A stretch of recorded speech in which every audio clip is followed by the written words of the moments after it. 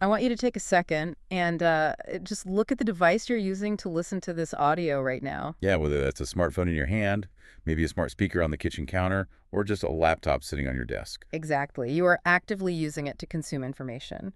But it's really worth considering that while you're listening, that device and the massive platforms quietly powering it are consuming information about you. It is a sobering thought. I mean, we are so conditioned to view our devices purely as tools, right? Mhm. Tools that just work for us. But the reality of the modern digital landscape is far more complicated, and the relationship we have with these platforms is, well, it's rarely a two-way street. Welcome to today's deep dive. Our mission today is to untangle the incredibly complex web of ethical, social, and security risks that are basically hardwired into our digital lives. And we are pulling from a really diverse stack of highly credible research for this. We are. We're looking at foundational work from a Harvard Business School professor emerita, comprehensive reports from the European Parliament on democratic erosion, technical surveys on the security of large language models, and academic papers covering the deep societal impacts of generative AI and social media. The thread connecting all of these seemingly separate issues, whether we're talking about, say, a teenager's mental health, the polarization of political discourse, or hidden vulnerabilities in artificial intelligence, is how technology fundamentally operates, and more importantly, how it is monetized. Right. These aren't just isolated glitches. They are symptoms of a much broader systemic shift. And that systemic shift is exactly what I want to unpack today because, as someone who genuinely appreciates what technology can achieve, I constantly find myself balancing this sense of awe at its capabilities with a real, tangible concern about how deeply intertwined it is with our daily decisions. It's a tough balance to strike. It really is. And to you, our listener, I promise we are skipping the heavy industry jargon today. We want to cut through all of that to uncover exactly how tech giants, malicious actors, and these invisible algorithms are actively shaping your reality. So a logical place to start understanding that reality is by looking at the economic engine driving it all. This is where we get into the concept of surveillance capitalism. Surveillance capitalism. Right. It's a term heavily popularized by Shoshana Zuboff. She defines it as the unilateral clustering of private human experience as free raw material. Basically, human lives, our habits, our private routines, they're all treated as an unowned resource to be continuously harvested. Which is just a complete inversion of the internet's original promise. I mean, initially, the deal was supposed to be about empowerment. Tech companies collected a little bit of data just to improve their services for you, the user. Exactly, the classic value exchange. But a pivotal shift happened when these companies realized they could capture surplus behavioral data. They started gathering information way, way beyond what was necessary to just make a search engine run or an app function properly. And that surplus is the absolute key here. They take that massive volume of extra behavioral data and feed it into machine learning models to create what Zuboff calls prediction products. Prediction products. Yeah. These are essentially highly accurate forecasts of what you're going to do next. And those predictions are then sold in behavioral futures markets. Advertisers, insurance companies, political campaigns, they are all actively bidding on the prediction of your future behavior. They are buying the ability to anticipate your actions before you even take them. It's wild to think about. And the historical context of when this model truly took off is fascinating. This massive shift towards surveillance capitalism really started around 2001. A major historical windfall for this entire industry was the tragedy of 9/11, which completely altered the trajectory of digital privacy in the United States. It really did. Because prior to 9/11, there was serious growing momentum among lawmakers to pass strict privacy legislation. Right. The FTC was stepping in. Yes, the Federal Trade Commission and other regulatory bodies were actively looking into how internet companies were tracking users. There was a real chance these data harvesting practices could have been severely restricted or even outlawed. But almost overnight, the government's focus shifted entirely from citizen privacy to a sweeping mandate of total information awareness. Intelligence agencies suddenly recognized the immense value in having these vast surveillance capabilities existing in the private sector. So the environment shifted from one of impending regulation to one that actively allowed tech companies to incubate these massive data gathering operations largely unchecked. Exactly. It effectively created a one-way mirror. The platforms can see every single digital footprint we leave, but we have almost zero visibility into how that data is being processed or who it's being sold to. And that one-way mirror is now embedded in sectors you wouldn't typically associate with big tech. There's a really chilling example from the source material regarding ProPublica's reporting on medical equipment. Ah, yes. The sleep apnea machines. Right. Breathing machines used by patients for sleep apnea were secretly outfitted with modems, and these modems were sending usage data back to the manufacturers, who then turned around and shared it with health insurers. Which is just astounding. It is. It means the insurers could use that highly personal in-home compliance data to potentially justify reducing insurance payments if a patient wasn't using the CPAP machine exactly as prescribed. And this perfectly illustrates the reality of behavioral futures markets. We aren't just talking about getting a targeted ad for a pair of sneakers because you search for running shoes. Zuboff argues this dynamic is a direct erosion of our free will. It is an attack on what she calls our right to the future tense. Our right to the future tense. I like that. That phrase captures the core threat beautifully. When companies use subtle, subliminal digital cues to tune, herd, and condition your behavior toward their most profitable outcomes, your autonomy is inherently compromised. The digital environment designed to steer you, meaning your choices are subtly influenced by an architecture you cannot even see. So it's wild to consider that our behavior is being conditioned for profit in the background. But what actually makes us keep coming back to the screen to provide that data in the first place? I mean, to gather the data, they first need our undivided attention. Right. Which brings us to the very real human cost of the attention capture model used by social media. The mechanism they use to capture that attention relies heavily on weaponizing our own neuroscience. We all know these platforms trigger dopamine. But what is truly alarming is the artificial pacing of that reward loop. Explain that pacing a bit more. Well, historically, humans experience delayed gratification. Think about it. If you sit down to watch a 2-hour movie, the narrative builds slowly, and you get that emotional, dopamine-driven reward at the climax or the conclusion. Social media completely short-circuits that natural pacing. Every like, every comment, and every push notification triggers an instant flood of dopamine. We are comparing the delayed gratification of a traditional 2-hour film to a platform like TikTok, where the algorithm is serving up a highly curated, potent dopamine hit every 30 seconds. Exactly. It is a pacing that the human brain simply did not evolve to handle. And this raises a critical point about who is most vulnerable to this specific type of architectural design. The research heavily emphasizes the disproportionate danger to youth. Because of brain development. Yes. We know the prefrontal cortex, which is the part of the brain responsible for regulating impulses and complex decision-making, does not fully develop until around ages 23 to 25. Which means teenagers are navigating highly addictive, behavior-modifying platforms without fully formed neurological brakes to regulate their impulses. And the statistics reflecting this are incredibly sobering. One study we looked at noted that 64% of teenagers experience depression directly related to the amount of time they spend online. It creates a tragic paradox for that generation, and really for all of us. On paper, society is more hyper-connected than at any point in human history. Yet we are simultaneously facing an unprecedented global epidemic of loneliness. Because social media fundamentally reduces the frequency and the depth of our face-to-face interactions. Right. We are gradually replacing genuine, complex emotional support networks, the kind built over years of shared physical experiences, with superficial emojis, algorithmic feeds, and these brief public comments. We see the disruption in our own living rooms. You can have a family or a group of close friends sitting on the exact same couch, but everyone is staring at a separate screen. They're mentally existing in entirely different universes. And beyond the lack of physical connection, there is the psychological toll of what we are actually looking at on those screens. The constant exposure to the online versus offline persona heavily distorts our self-image. Oh, absolutely. When you're constantly comparing your normal, inherently flawed everyday reality to the highly curated highlight reels of millions of others, it breeds a deep sense of social isolation.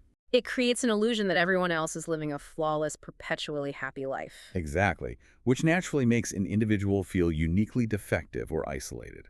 And that discomfort then drives the individual further into the digital world, seeking comfort or distraction, which just restarts that 30-second dopamine loop all over again. So if on an individual level we are isolated, locked into dopamine loops, and having our behavior subtly herded by targeted cues, the obvious question is what happens when you scale that architecture up to a national or global level?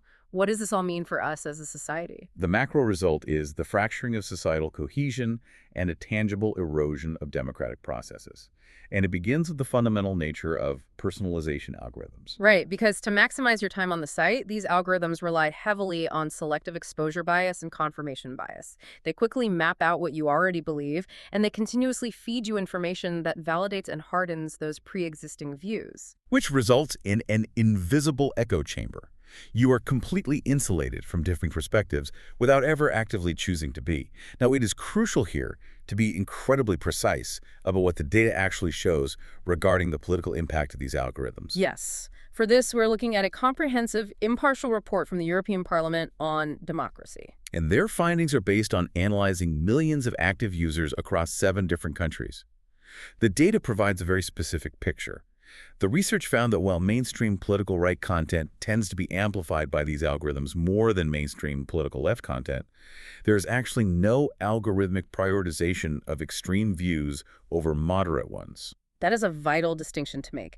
The algorithm itself isn't necessarily programmed to radicalize users with fringe content. Its primary directive is simply to serve you more of what it calculates will keep you scrolling. Exactly. It's totally agnostic to the actual political leaning. But that constant reinforcement naturally builds impenetrable walls between different ideological groups. And while the algorithm is just trying to maximize engagement, malicious actors understand exactly how to exploit that engagement machinery to weaponize misinformation. This is where the architecture of social media becomes an active security threat. Malicious actors utilize automated accounts, commonly known as bots, alongside a deceptive tactic called astroturfing. Astroturfing, meaning they mask the true sponsor or origin of a specific message. Right. They make it appear as though it is emerging from a legitimate grassroots movement. To put that into a practical context for you listening, imagine a false story about a local election or a public health crisis. If a coordinated network of 100,000 bots suddenly shares and comments on that story, it artificially inflates the narrative. Human beings are deeply influenced by social proof.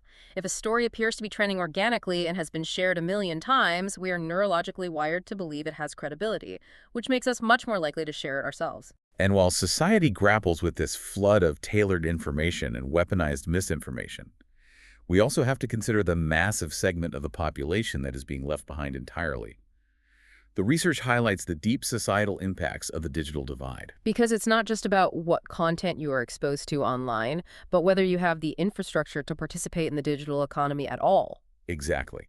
The gap is largely driven by urban versus rural connectivity, varying literacy rates, and stark financial barriers. As essential services aggressively migrate online, that digital divide violently exacerbates existing social class divisions. To picture this, imagine a high school student in a rural area trying to use a basic text-based generative AI tool for a college application on a weak, intermittent cellular connection.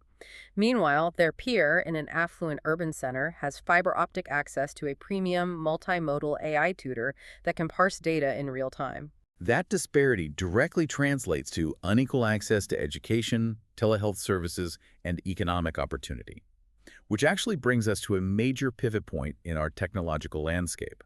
For the last decade, algorithms have primarily been used to curate, filter, and sort human-created content. Right, but we have definitively entered the era of generative AI.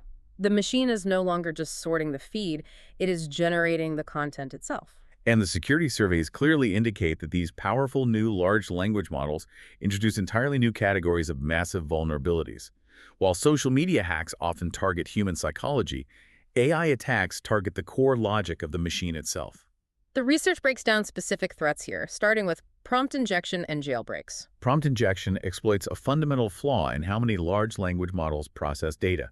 They often struggle to distinguish between the underlying system instructions written by the developer and the user input typed into the chat box. So a malicious user can exploit this through goal hijacking or prompt leaking, effectively commanding the AI to ignore its previous safety protocols. Yeah. You literally just tell, ignore previous prompt. Yes, and the research highlighted a specific, highly sophisticated black box attack known as HOUII. Instead of just telling the AI to break the rules, HOUII essentially hides malicious instructions inside seemingly normal text, It's much like a digital Trojan horse. So the AI processes the surrounding context without realizing it is actively being manipulated into bypassing the vendor's security filters. And then it can be used to generate hate speech, phishing emails, or scam frameworks. Exactly. But while prompt injection occurs during active user interaction, there is an arguably more insidious threat that happens before the user ever even logs on. This is known as data poisoning. Data poisoning, meaning malicious actors intentionally inject hidden vulnerabilities directly into the massive datasets used to train the AI in the first place. Right. Before the AI even knows how to speak, it's being fed corrupted data.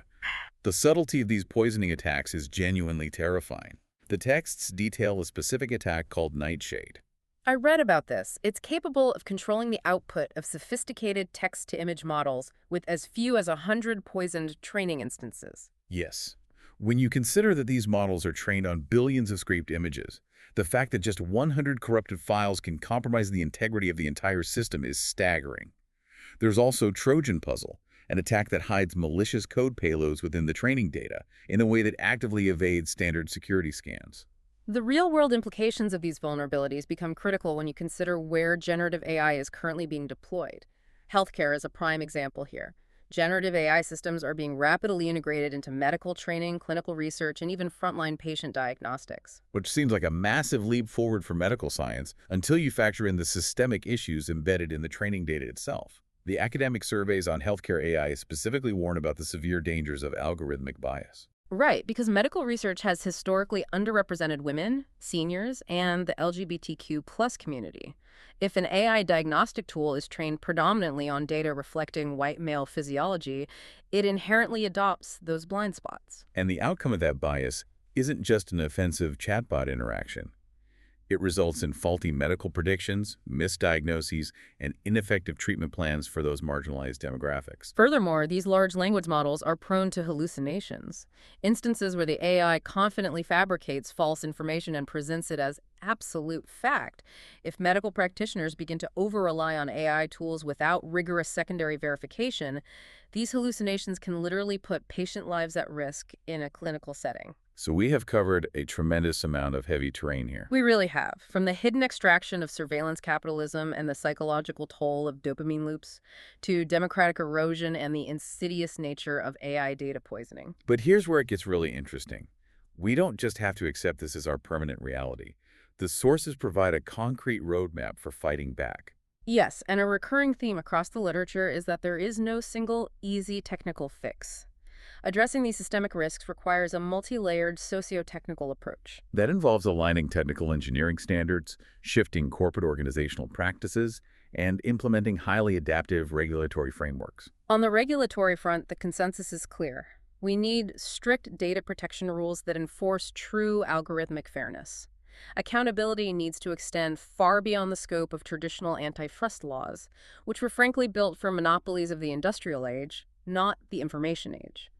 The European Parliament reports and the AI security surveys both emphasize the urgent need to solve the black box problem. Society can no longer allow tech giants to hide behind proprietary secret algorithms when those algorithms dictate public discourse and individual opportunities. Alongside regulation, there is a powerful market-driven solution highlighted in the research. Shoshana Zuboff points out a very telling trend. Whenever comprehensive surveys are conducted and everyday users are actually shown the backstage, invasive surveillance practices of these tech companies, the users overwhelmingly reject them. People do not inherently want to be tracked, analyzed, and monetized.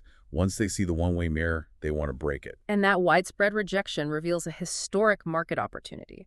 There is a massive, untapped demand for an alliance of tech companies to step up and build an alternative, genuinely human-centric digital ecosystem.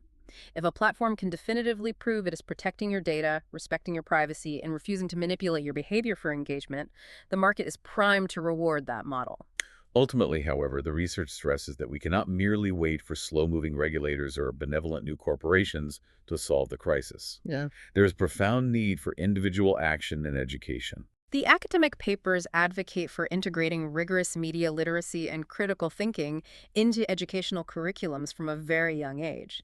We need to teach people how to decipher algorithmic motives. We also need to actively practice digital empathy and normalize the concept of the technology detox. It is entirely within our power to set hard boundaries. to strike a deliberate balance between our highly curated virtual lives and our messy, beautiful, physical lives. We have to intentionally remember how to sit in a room together, fully present, without the mediation of a screen. It fundamentally comes down to reclaiming human autonomy.